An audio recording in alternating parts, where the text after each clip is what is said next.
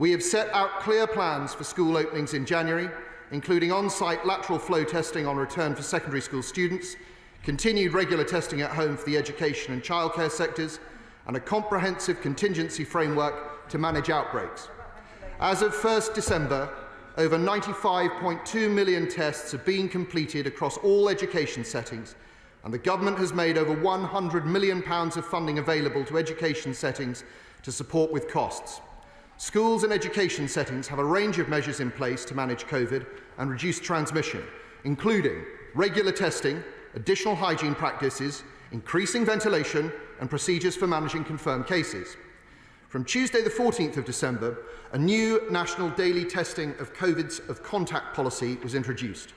This means that young people and fully vaccinated adults who are identified as a close contact of someone with COVID can take an NHS rapid lateral flow test every day for 7 days and continue to attend their setting as normal unless they have a positive result. It is vital, though, that all of us, including parents, carers, teachers, and everyone working in education, goes out as soon as they possibly can to get their booster jab, to protect the NHS, our way of life, and to protect education. The four horsemen of the education apocalypse have been galloping towards our young people in the form of a widening attainment gap, an epidemic of mental health problems, a rise in safeguarding hazards and a loss of life chances. And we know the attainment gap between rich and poor students is getting worse, and children being referred to mental health support services has increased by 62%. We know the damage that school closures bring. 100,000 ghost children are missing entirely, almost entirely, from the school roll. And yesterday, the DfE released new figures showing that over 230,000 children were not in school for COVID-related incidents.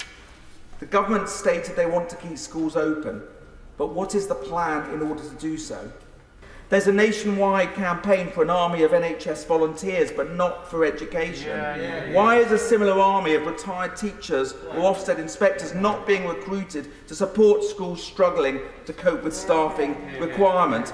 Can we not have the same vision, the same passion, the same resource provision for the education service as we do for the National Health Service?